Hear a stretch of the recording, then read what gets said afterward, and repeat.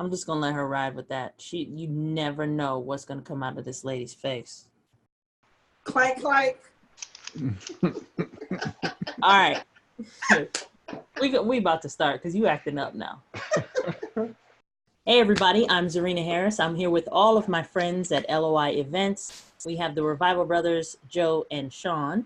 Say hello. Hey everybody. Hello everybody. Hey. We're kind of having a red theme. Sean's got red on too. I feel left out. Oh, yeah. He didn't. Bald-headed stepchild. Oh. You have hair. And we have Sabrina behave. Allen, my Hey, twin guys, today. how you doing? Let me tell you guys like an inside thing for those of you guys who've not like interacted with us in real life. A week ago, 2 weeks ago, we did that pop-up in Atlanta. And it was like a little pop-up mastermind. I was actually traveling and Sabrina was kind enough to come help me, co-host this little pop-up.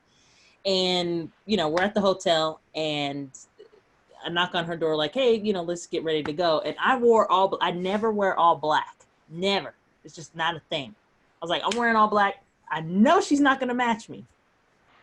No sooner does she open up that daggone door and she's wearing all black. And I was like, why? Why does this keep happening? So we actually didn't plan on the three of us kind of wearing the same thing. But me and Sabrina do this quite often. And she's going to stop stealing my stuff. And she actually has this shirt, sweater, whatever. You said you have it in a sweater? Mm-hmm. With the gold buttons, yeah. We don't plan this. We really don't. I just need to go clothes shopping, that's all. That being said, we are going to talk about a topic that Sabrina wants to talk about today, which is contract for deeds. And we're not going to talk particularly about like performing and non-performing. We're just going to talk about sort of the animal.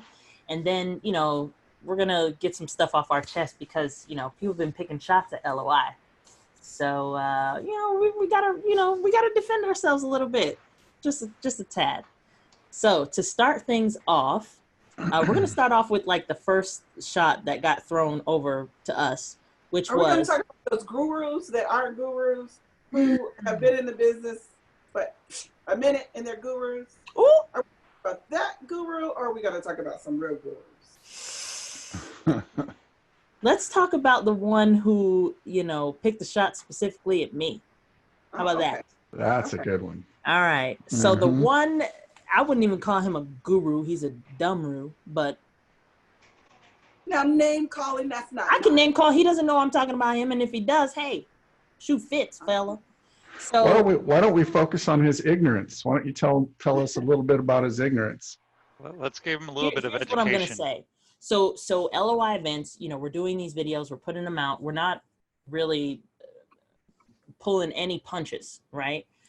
And it's ruffling a little bit of feathers. So this person happened to like be doing a class and they said, oh, there's some people out there who say when you foreclose on a property that you don't get the equity and, you don't get all of that juice and blah, blah, blah. That's not true, blah, blah, blah, blah, blah, blah, blah.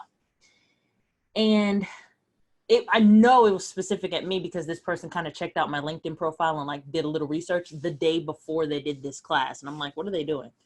So I knew it was aimed at me. The people in the class just didn't know. Here's the thing. It's very confusing because this person deals with a lot of contract for deeds, which actually is a different animal than if you're dealing with a note and mortgage. So I want to kind of start there and clarify for the last time. Who's entitled to what on a contract for deed versus a mortgage in the foreclosure process? You want to tackle that? Who wants to tackle it? So I'll tackle it. So, okay. When you have a note and a mortgage, you can only collect, when you foreclose, you can only collect what's due. You can rack up your fees, you can make sure everything is included, but you have to include that all in your bid. Can you say that one more time for the people in the back? One more time. When you foreclose on a property, you can only collect what is due to you. Absolutely. And unless you actually are the successful bidder at sale and it becomes an REO and you will liquidate that REO. Then there's a come up. But if it sells to a third party at sale, you are only collecting what your final judgment amount is. No more, no less, unless you don't bid up to your full amount that's owed. So, but if you have a contract for deed, that is a little bit different. You know, you're doing a forfeiture. You're doing, you know, in some states you still do have to foreclose. Then if because you're already the owner of the property, there is a little bit of a difference. So when you buy a contract for deed, the deed goes from Sabrina to Zarina, and Zarina records that deed. So on record, she is the owner of the property, and she's enforcing a contract. She has the ability to collect on a contract that can be broken very easily because the borrower doesn't pay one payment. It's a breach of the contract. Yeah. It actually removes the rights of the consumer, except in some states who are consumer friendly. Right. Check out that case in New York about the lawsuit that just came across the owner of a contract for deed. It's pretty deep, but it's different, and people have to understand that they are two different animals, and they're even, the paperwork is even handled differently. So when you shoot shots, you should actually know what you're talking about and understand the difference, because, you know, ignorance then make you sound stupid and uneducated when you say you're a guru. There's a lot of nuances in this business, and when you're new and you don't know anything, you will not pick up on those kinds of things. So I've sold loans to people who have paid quite a bit of money for education, and they did not know that they are not entitled automatically to the equity in the property. They thought, oh, well, the note is 100,000, but the property's worth 300. I'm going to buy it. And they end up, and because they have that mindset and they don't know better, they end up buying for way too much. They overpay and they don't make any money. And then they become angry investors. Yep. Because Absolutely. Nobody told them the coulda, shoulda, wouldas. Or better yet, they deploy all this capital, didn't check the taxes, and they have a loan boarded at FCI or with another servicer, and their loan is unsecured because they didn't do their due diligence on an asset they overpaid for. God help me. That sounds like a personal story. I didn't do that. So I'm gonna make this statement, and then I'm gonna shoot it over to Joe and Sean, because they'll see where I'm going with this. So these contract for deeds that flooded, I'm talking about like 2-3 years ago, they absolutely flooded the market to the point where there's a lot of note investors who don't know anything outside of a contract for deed. That's how many contract for deeds were being sold in the market, right? And it was because a few very specific and particular hedge funds were liquidating. They were like, we're getting out of here, too many lawsuits, all this other stuff. So they kind of like threw the hot potato over to the retail buyers. And a lot of people are feeling the consequences of like all this predatory lending, which is usually attached to contract for deeds. But here's the thing. It'd be one thing if you knew what you were buying. So we've already kind of established, boom, you don't know what you're buying because your guru or whoever is kind of like propping these things up like they're the greatest thing since sliced bread. So you don't know any better. Number two, you're buying them for a price that doesn't make sense, which Sabrina just alluded to, right? And then you got a hiccup like the taxes or whatever. So as of right now, contract for deeds that I've seen as far as like the performing ones, they're going upwards of like 85 cents on the dollar of the unpaid balance, right? And the problem is that when these things go belly up, because unfortunately a lot of contract for deeds do, right? Because they're just not well underwritten. It's all about the underwriting. When they go belly up, you're too far in the deal to really kind of get yourself out of it. So you have no choice but to go through foreclosure and like take this property back and try to figure something out. But a lot of these were done as is. So we're talking about really pricing yourself into a deal and really examining every aspect of that. If that deal was always going to perform, fine, pay 85 cents for it, right?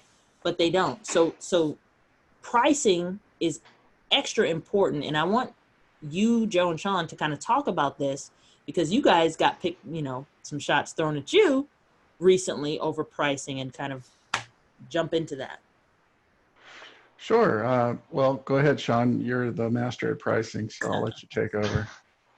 Well, I mean, pricing is pretty much a function of what your expected return is. So, forget all the percentage of UPBs that's out there. You got to look at your investment criteria and also what your return is going to be. And the thing is, with contract for deeds, you don't just stop there. You have to make sure that in the event that something does occur, that the borrower stops paying, you have to end up going through a forfeiture process or a foreclosure process. What does that look like? And also, what if you take possession back on the property? What does that look like? What if you have to fix and flip the property? What does that look like? So you really got to make sure when you buy a contract for a deed that you are looking at every single situation that could occur and make sure that at the end of the day, you're going to break even.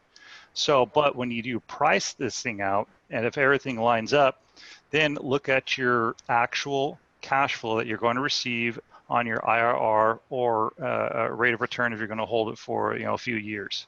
And so by looking at that, you price backwards into what your bid price will be, which will give you a percentage of your UPB, which then you go back to your seller and say, this is my bid price. Right. So you guys have this thing called your vetted asset program. What is that? So our vetted assets looks at basically everything that Sean's talking about. And it doesn't just look at it from a CFD standpoint, but just about any type of note, performing, non-performing, even looks at seconds, but we are mostly focusing on performing and non-performing firsts at this point. But what's nice about it is that it will inform you as to what could happen with each of those exit strategies if you were to purchase it at a specific price. And so basically, let's say the seller says, we want to sell at 60 cents on the dollar. We won't accept anything less than 60. Okay, sure. So we'll plug 60 cents into our analysis, and it might come back and say, okay, at 60%, you're going to make 5% return. Well, obviously that's not going to work. And so the question is where do you make that 5%? Are you making it on reperforming that note? Are you making it on foreclosing? Are you making it on wholesaling? The numbers change no matter what exit strategy you're dealing with. Right. We always talk about trying to, there's a heartbeat in every home. So you want to try to make sure that you work with the with the homeowner to work it out if you can. If you can't work it out, then the only option you have is to go into foreclosure. If you do go into foreclosure, what does that look like? What's the minimum and maximum bid? There is a minimum, and that's what people don't understand. There's a minimum and maximum bid. The minimum bid is basically the minimum that you're willing to accept if it sells at foreclosure. The maximum bid is basically everything that's owed to you, and it can't exceed that. Anything above that will go back to the borrower. Right. So, and that's, I think, what's not communicated with some of these gurus is they don't know how to communicate that. But well, it's not sexy. Like, you're going to sit in a note class and then, think, I'm going to make all this juice. They let you kind of create with your imagination, with your ignorance, what you're really going to be able to do. And they don't correct you on it because their whole goal is to kind of like reel you in. And if you have this false idea that you're going to get all this equity at the foreclosure and like, yeah, they're going to overbid my stuff and I'm going to take it, you've got these like pie in the sky eyeballs, and they're not going to correct you on that. Mm-hmm. And on the surface level, there are notes out there that look very good on the surface level. But if you dive deeper, you might realize if it does go into foreclosure, you're going to either lose money or break even. You have to look at the equity position that the borrower has versus, let's say that there was all kinds of equity in it, right? And there was only, let's take a $100,000 note, right? Or $100,000 ARV. And the note was for 100,000. The UPB on it's 10,000. So they're almost paid off, but they stopped paying for whatever reason, and they can't make their payments. The equity is 90K in it. Let's say that you purchase the note at 80% or 70%, and you pay 8,000 for it, and maybe the arrears on it are somewhere around 5,000. How much can you possibly make at foreclosure auction? What do you think you can make? First off, what do you think you can make Right. at foreclosure auction on your maximum bid if that were to sell. You know, you're not looking at a whole lot of money. You're looking at, you will make money on it, but there are those situations out there where you can actually lose money because, you know, the numbers are flipped. So all I'm saying is that in the vetted assets that we're providing, for example, we show all of these numbers. We show each of those different exit strategies and what the potential could be if you were to enter each one of them. When you sell at a foreclosure auction, what does that look like? If you take it back, what does it look like if you wholesale it? What does it look like if you rent it? What does it look like if you fix and flip it? And then taking into consideration insurances, taking into consideration construction and you know, everything that goes along with that. And time is a big factor as well. A lot of people don't talk about time. No. You need to factor time into everything. So, you know, when somebody takes a shot at us and says, hey, you know, your notes aren't up to par with you know, Joe Blow across the street or whatever who's selling these things, and he's saying he can get them at you know, 40 cents on the dollar or whatever it is.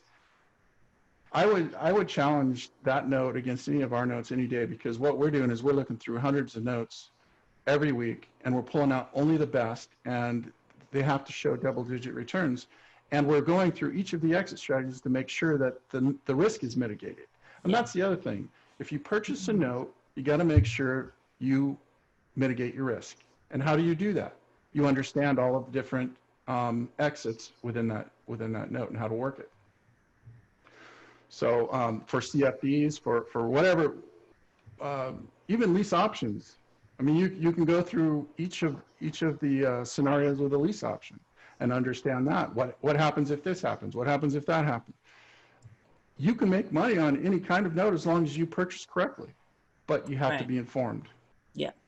And there's something that you say, Sean, you've said it. I don't think we've ever recorded you saying it, but you always say you make your money on the buy. Like that's where you make your money, is the moment that you purchase that note. That's pretty much it. You want to expound on that and why you say that? Well, yeah. So what I mean by the buy is that at the end of the day, whatever, you can't control what happens to the note. You can't control how at the price at which you purchase the note. So whenever you look at all your potential returns, if say for example on a non-performing note, you will need to look at all your potential exit strategies and all your potential returns. And then you back in the number to have all your returns align with what you're expecting to get out of this asset. And then you will go ahead and submit your bid. That's what I'm saying. You make your money on the buy when you bid, because once you buy it, anything can happen after. But if you have projected and you forecast what could happen, then you've already protected yourself. It's called mitigating your risk. Absolutely. So we're going to shoot this back over to the godmother of notes. She's probably ordering a hit right now. I'm not. Quit making me sound so mean. Hey, let me tell you guys, we got them F-bombs out the way before we started this webinar. I'm just saying. We got them out the way for you. That my grandmother might be watching. She's not watching this. Come on now. She might be. You just never know. If she's watching this, she's looking at me. She's not looking at you. But you just said I dropped the F-bomb. because yeah, forget you, forgot you is the F-bombs I dropped. You should just tape our office. I mean, the F-bombs are coming out of this office. Oof. I am a good boy. I never say anything bad. Sean. Yeah, you're a Boy Scout. Yes, you are. Okay. Okay. Sabrina, you specifically wanted to talk about, because we always try to have a takeaway for every webinar we do for you guys. And if you haven't picked that up, you probably should go back and watch them. But you had a specific takeaway. We don't really bring up any topic just to talk about it. We always want people to come back with something. And I said, well, what do you want the takeaway to be? And you said, I want them to understand the process and understand the risks involved, specifically with contract for deed. So we took down some bullet points down here. But first, what actually the bullet points that we took down are just the risks. So can you start with what about the process is being missed? What is not being taught or understood out there first about contract for deeds? So one of the things is that people get puzzled when deed shows up in their name from A to B. That's one thing that they don't realize. And then they don't realize that they need to record that deed unless they just being slick, and they know they shouldn't record the deed because the property has so many violations on it. But sometimes, because this is almost like a purchase of property, you have to disclose what you've paid for the note. And if you don't disclose that in an affidavit when you send your deed for recording, and it's not stated in the mortgage, the county rejects it.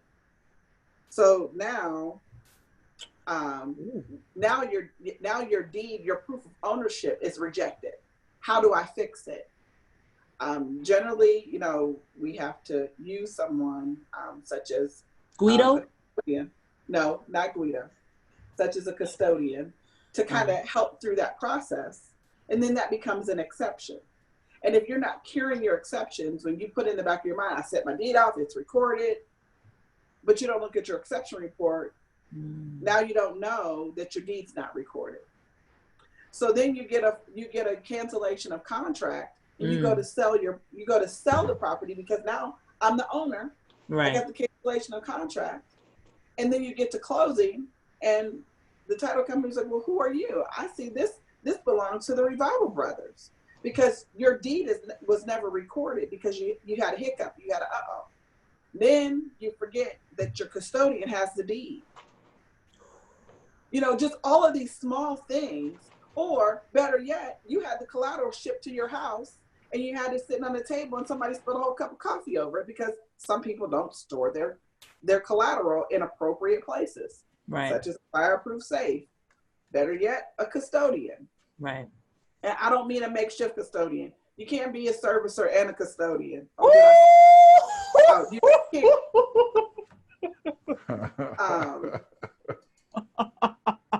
But you got people out there doing that. Anyway, so let me get back. Or saying they are. Let me get off the soapbox and get back to, that's one thing. And then also recording the assignments. If there's an assignment, you need to record it. You do have your lines, you don't need to record it. And just kind of that process alone, people just don't know and understand. And I can tell you, I know people who bought contract for deeds and didn't record for months on months. And so, guess what happened? When the taxes were delinquent and they were going to sell, they didn't get notification. Absolutely. They didn't get notification, and then the schmuck who sold the loan didn't notify them that it was going to tax sale. And by the time they realize it, now they have an unsecured loan because now they don't really have anything to enforce. True story. True story. Oh my goodness. I can't tell you how many people over and over again. All the time. That's a very common mistake. You're buying these contract for deeds and you're not recording in a timely fashion. It boggles my mind how often this happens. But yeah, you're not getting notices. So you're over here thinking like my portfolio's fine. I'm not getting, I don't see any code violations. I don't see any taxes due. I don't see any of this stuff or whatever. And the truth of the matter is you never recorded it. So they're not going to you. They're just not going to you. It doesn't mean that there's not a problem. And then later on, 6 months down the road, your house was condemned and they bulldozed that sucker down and whatever. Because contract for deed typically are not on the prettiest or nicest of houses. So there's going to be problems.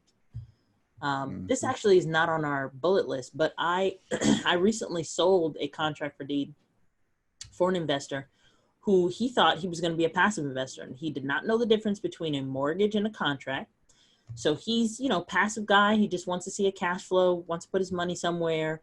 He's retired, and he buys this contract for deed, and it's in Cincinnati, and the house is okay. It's a rental property.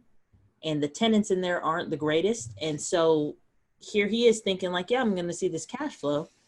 And this landlord I don't know what kind of tenants they had in there, but either the tenant wasn't paying on time, but he never got his payments on time. So it's a subperforming loan. And then on top of that, the tenants are like parking their car on the lawn and getting code violations, got kids' toys and kiddie pools out in the front yard and all this other stuff. And then they let the water bill go up to like $400, $500, and $600 at a time. So he's getting all this stuff, and he's like, I didn't sign up for this. I didn't sign up to be, you know, constantly contacting this borrower. Hey, pay the water bill. What's going on? Da da da da. And the borrower, who's now the landlord, never communicated. Never said, hey, I'm going to take care. Never. They've never spoke once, ever. And that's partly due to his servicer. His servicer is just lackluster. And I'm not going to name any names, but his servicer sucked. Like, his servicer never said, hey, let's figure out why this payment is late, because he has a tenant in there paying rent every month. So long story short, if you really don't know what you're getting into with the contract for deed, and you get one that's subperforming and has a lot of problems, you're not ready for it. You're just not ready for it. So you said something that was key. You said that property was located in Ohio. Mm-hmm. One of the things that people don't know about Ohio for a contract for deed, if a borrower has been in it for 5 years or has paid 20% of equity, they have 20% equity in that property, regardless if they go into default or not, you have to go through the full foreclosure process, the judicial foreclosure process. Absolutely. There's no way around it whatsoever.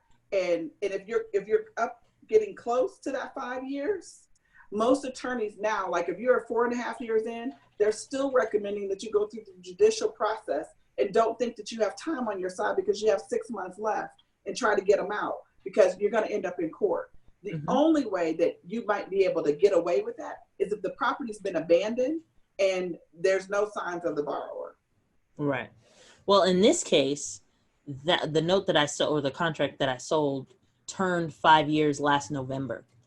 So yeah. So not only has he got this subperforming loan that they pay like every 3 to 4 months and catch themselves up, with all these code violations, everything like that. He's passive, and his servicer never really initiated anything. And this person's been subperforming since he bought it. So being an active servicer, you'd have been like, hey, listen, we need to do something. You know, from the day you bought this, you've had problems, blah, blah, blah, and it just never happened. So he wouldn't have hit 5 years had his servicer kind of been more of an advocate for him. Yeah. Mm-hmm. So what ended up happening was this particular contract for deed is in Ohio. So it hit the 5 years, which means no matter what, you have to do this judicial foreclosure process. The thing is there's a tenant in there who probably, we're assuming, does not pay on time. So the person that I sold it to, he was like, well, I like contract for deeds because I like doing forfeiture. I said, well, it's after 5 years, you can't do a forfeiture on this. You have to foreclose. He was like, oh, that really bums me out. I said, well, here's the thing. I said, once the contract for deed is yours, you can then start doing a little bit of legwork. Number one, you can get assignment of rents. When you get that assignment of rents, you're going to know, is it this tenant who's slow, and that's why the borrower's been slow to pay this loan? Or is the borrower just like pocketing this rent money and just like paying me every few months when he wants to? And ultimately, one of the strategies that I told him that he could do was, since it is a tenant, if they're late and you say, hey, I want to get this property back because it's contract for deed or whatever, and it had some pretty good equity in it, I said, you can do an eviction on the tenant, and now the property is vacant. In the state of Ohio, there's a big difference in the foreclosure process whether something's vacant or not. So if it's occupied and the person's in there, you're looking at a full foreclosure through judicial system, all that stuff. But if it's vacant, it gets expedited, and now that foreclosure is going to take you about 6 months. So there's some options that he had with this. But again, when you're passive, you're not going to look into all this other stuff that you can do. And quite frankly, his servicer should have been telling him this, like, hey, we can do this for you. But they had no problem increasing his servicing fees when the person was late, though. You see what I'm saying? So anyway, didn't mean to get down into the weeds with that, but that's how that whole process came out. Let's talk about these risks, Sabrina. So we wrote down 1, 2, 3. 3 with an asterisk. Let's talk about the risk of recording a contract for deed in your name. What's the risk of doing that? If there's code violations, you're going to be notified to correct them. If the taxes are delinquent, you're going to be notified that the taxes are delinquent. Somebody's doing a repair on the property on behalf of who's renting from you. If you don't have proper insurance and they get hurt on your property, you're liable.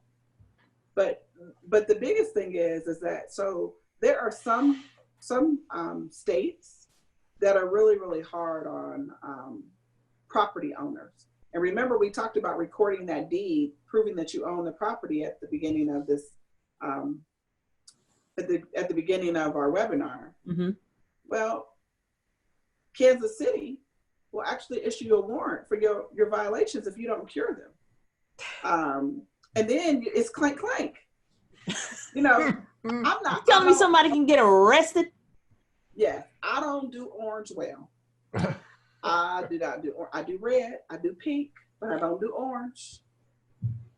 I'll do orange red, but I'm not doing orange, and I'm not doing it. So, with that being said, you know, like, know the consequences, and you know, okay.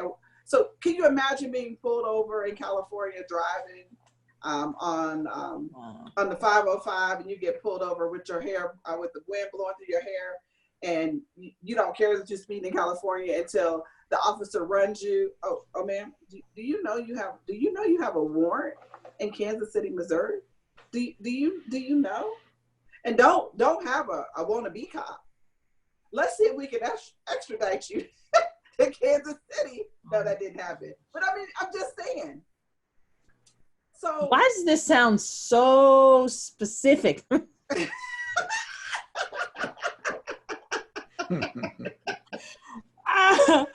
So, you know, things happen. I guess I've been around for so long. I mean, like, I just hear so many stories, and sometimes nothing surprises me. Nothing surprises me. I'll be like, yeah. Nothing. Yeah. Oh my. Oh. I mean, that was the 505 and the, for some property violations. So the roof was tarped. The siding was coming off the house. There was letter after letter after letter after letter. Even the previous owner, actually had a warrant and had actually got arrested and went to jail. Did a deed in lieu. Not a deed in lieu, but did a forfeiture of the contract, and they kind of just held on to it for a little while. Like, I'll record it. I'll get it on the market for sale. I got a warrant. You know, I mean, wow. Yeah. Because you're technically the owner of the property when you do a contract for deed. You are. You So absolutely think about that. And, you know, it's really important to say that, you know, make sure you understand what you're doing. Understand the process. Know what you're doing. You know, we laugh and we have fun. But, you know, one of the things that I've always been big on since I've been in this business is compliance, compliance, compliance. My name means everything to me, and I'm not willing to jeopardize it for $1 a quarter, especially a bronze penny, or just for a title. Just not willing to do that. So just know what you're doing. And if you have any questions, somebody called me today, had some questions about some contract for deeds, said, hey, I'm scared to death. You know, I said, hey, there's money to be made, but there are some risk. And the other thing I wanted to tell you that I didn't hit on is that, so Zarina, you sell me a note, and not a note, but you sell me a contract for deed, but you got a judgment against your company. Oops. And I go to record, or I go to sell one of the contract for deeds that I purchased from you. Guess what I can't do? I can't sell it because now there's cloud on title because of your lawsuit. Yep. Why you think I sold it to you? Oh, because you're grimy. And then let's not talk about Joe and Sean being deadbeat daddies and having child support that they owe, that they owe. Joe, Sean. You go to sell that contract for deed that they own, cloud on title. The child support comes up because you didn't have clear title. Right. You put yourself in a situation, you know, people talk about due diligence, due diligence, due diligence. It's Yeah. a different type of due diligence when you're doing a contract for deed. Absolutely. Because it's all about that property, what's attached to it. What's attached to that property and what's attached to your name. Yep, absolutely. Well, and so this brings up, and this was not originally planned, but I really, you guys know I'm an advocate for like home ownership and fair equity and all sorts of stuff. Here we go. We're talking about contract for deeds. I think it's very important because you have to understand, like, I've been around the note industry for a very long time, and it's only recently, maybe within the last 4 years of my career, that I even really started to understand sort of the underpinnings of the real estate industry and how we came to have it. And a lot of it is just like, it's a dark history. It just is. And you're sort of, as a note investor, you're just coming into it after everything's kind of been set and baked in or whatever. One of those things is contract for deeds have historically, and even up until this day, been used, okay, because I want you to understand the difference between like a vehicle, which is a contract for deed, and how it's been used. So I'm not talking about the vehicle itself, which is a contract for deed. I'm talking about how it's been used. Traditionally, since like the 1930s, contract for deeds have been used in a predatory lending fashion. And the reason is because the person can miss one payment and you can just take the property back. And more specifically, I talked about this on my podcast, Note Inc., with the Contract Buyers League in Chicago of 1960, whatever. And what happened was there was a neighborhood called North Lawndale that, you know, at first they had like a bunch of Irish there, then they had the Italians, then they had the Jews, and then Black people started moving in. Well, when Black people started moving in, it was right around the time that the FHA was underwriting a lot of loans and all this other stuff. And so they said, hey, the government wasn't writing loans to Blacks. So like, okay, we're going to underwrite these houses to Black people. And they were like doubling the price of the house and then writing contract for deeds. Well, it's really cool to like write a contract for deed for double the amount of what the house is, because you know you can get the person out like that.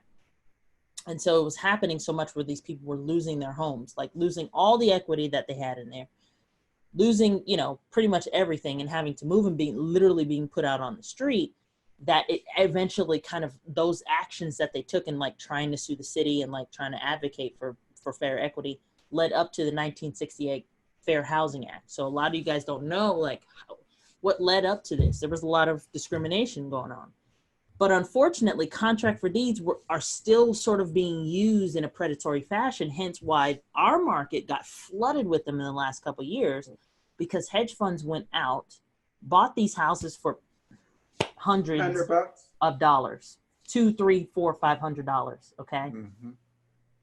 As is, we're selling them to consumers, as is, with a broken furnace and a leaky roof and whatever, for $1,500 down and $36,000 or $50,000 or whatever the case might be on a contract. So what was happening was they were not only making their money back from what they purchased it for, but now they've got this high interest rate contract for deed on a house that is not worth what they sold it for, has no decent repairs, and is not fit for a consumer. It's not even fit for a renter, really. And they did this thousands and thousands of times, to the point where whole states and cities started lobbying and like throwing class action lawsuits at these people. So what did they decide to do? And this is where you come in. What they decided to do was dump these loans into your hands. They decided, we're not gonna deal with this. Yeah, there's some discrimination that we did, but we're not gonna deal with it. We're just gonna sell it to retail buyers. And so a lot of you have woken up with these contract for deeds, and you're having to go to court, and you're having to like answer for this loan that you didn't underwrite, but the judge is going to look at you and say, you knew what you bought. And the truth of the matter is, a lot of you don't know what you bought.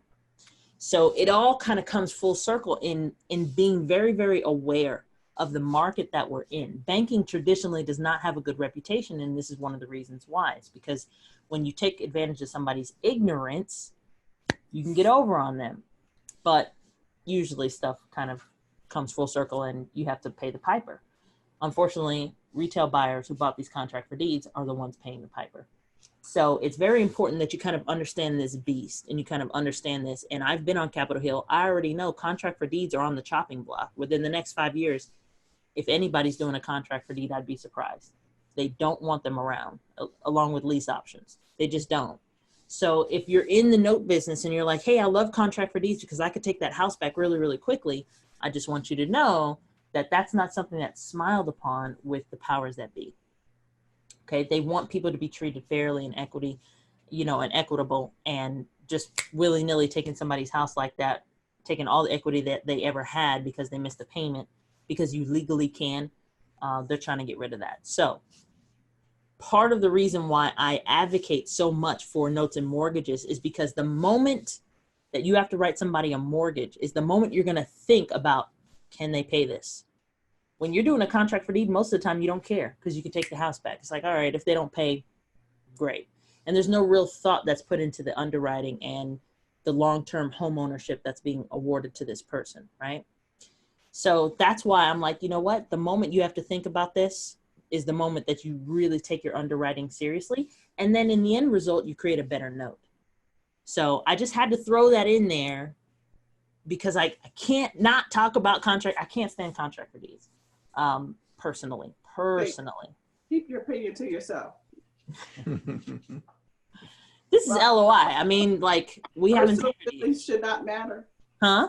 It is an avenue for investors to make money. It's an avenue, but well, we started with contract for deeds, so that's what we know. I mean, we started out with contract for deeds. So yeah, we like them. They flooded the market with it. But when I see people losing their investments because they bought something they didn't know what they were buying. That's the key right there. That's the key. They go to the guru classes thinking they know something. They really don't know what they bought. Right. Exactly. It's not just me and my bleeding heart. I'm really looking out for everybody. I have a friend who literally had to go to court, and the judge looked at him and said, you knew what you bought. And he's like, I didn't originate this paper. I just bought it. The judge looked at him and said, you knew what you bought.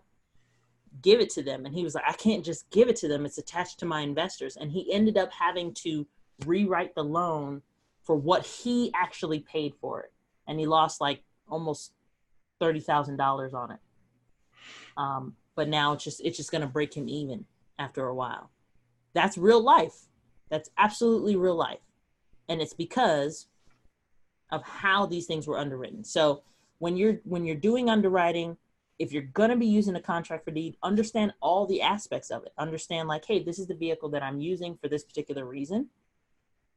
And these are the nuances involved with it. Now, for a more happy story, I have a friend who uses contract for deeds and mortgages when he's doing seller financing. He'll use a contract if there's an underlying mortgage on his property. So he's converting his rentals. So he looks and he says, listen, I don't want all the trouble and the problems or whatever with, me underwriting this. So I'm going to put it on the contract so that his name doesn't change as the owner on the deed. He doesn't have to switch insurance, like all these other little things and liabilities that he's already inherited because he owns the property. So he does a contract for deed so that if there's ever a problem, everything still goes back to him. So that's a happy story about using and it's very strategic. I was like, that's one of the smartest ways I've ever seen anybody use a contract for deed. Now he's like crisp on his like underwriting and stuff. So don't think like he's underwriting anybody, but there's a happy story with that. But I'm just saying, like, you have to understand all of it. And this is the stuff that you won't see in like a guru class because it's not sexy. Mm-hmm. All right. Warrants for people's arrest was your last talking point, Sabrina. Do you have anything else mafia style to like add to this conversation? No, I think I've said everything that I would like to say today. I have to go home and get ready for my workout. All right. Anything else you guys want to talk about contract for deeds, specifically Joe and Sean?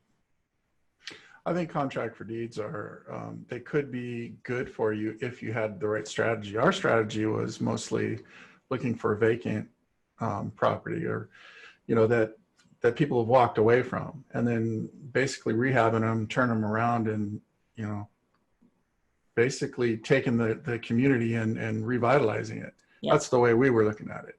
Right. We never looked at a contract for deed from the standpoint that we're going to reperform this and we're going to use it as a cash flow investment. Mm-hmm. I don't think we would do that. I mean, we could do that if all the numbers lined up. In fact, we did some research on a large tape that has a lot of contract for deeds, and it's actually a pretty good play if you know if you do the numbers right and you understand what's going on, and make sure that you have the right insurances, make sure that you have the right processes lined up, because and actually this tape has some lease options in it as well, which have to be converted eventually over to contract for deeds. So Absolutely. just know what you're getting into, know the process. If you don't know, call a lawyer. You know, call one of us. You know, we can walk you through it. Call Sabrina. She's done it inside. She knows it inside and out. On that one. She'll tell you how to stay out of jail. So. She's got her whole godmother of notes thing going on right now. She's like, do not call me. You can contact LOI events though. We'll the three of us will be nice enough to answer your question. So when you guys call them and they don't know the answer. Ooh. The amount of shade. Wait a second. Do we want to talk about the fact that when you came across contract for deeds, who you were calling? I was lost. Calling me. Thank you very much. I just want to go on record and say Sabrina was calling me about these contract for deeds. All right. Yes, I was. All right. So don't be. How are you gonna pick shots within LOI? Come on. Because I'm just doing what everybody else in the industry does, and you guys are like my siblings, so I can. I guess. It's a different kind of love within us. Yeah, it is. All right. So, are we done?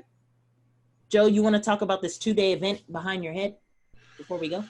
Yes. So we bring this up every time for within our webinars. We have a 2-day event coming up in January. It's going to be focused on the ins and outs of note investing. We're going to take a deep dive into the inner workings. We're going to avoid all of the talk related to getting people motivated about investing. We understand that when people come to these events, they're already motivated. They want to learn something. We're just going to dive right into it. We're not going to beat around the bush and tell you a bunch of backstories that don't mean anything to you. So we leave the backstories for the webinars. Yeah, exactly. We'll actually have quite a few people there. We'll have some vendors. We'll hopefully it'll be a rather large engagement. So we're going to try to keep the costs low. And that's one of the things that we've all decided, is that we're trying to give a little bit back to the community, the investment community, by sharing some of these deep dives into the note investing arena, as well as making sure that it's affordable. So I would highly encourage you to check it out and make sure that you follow us on LOI to understand what's going on at all times. The Unspoken Truth, LOIevents.com. That's our rant, or my rant, on contract for deeds. I want to thank Joe and Sean and Sabrina for coming. I'm Zarina Harris. Check us out, LOIevents.com, and we'll see you next week. Toodles. Goodbye. Bye.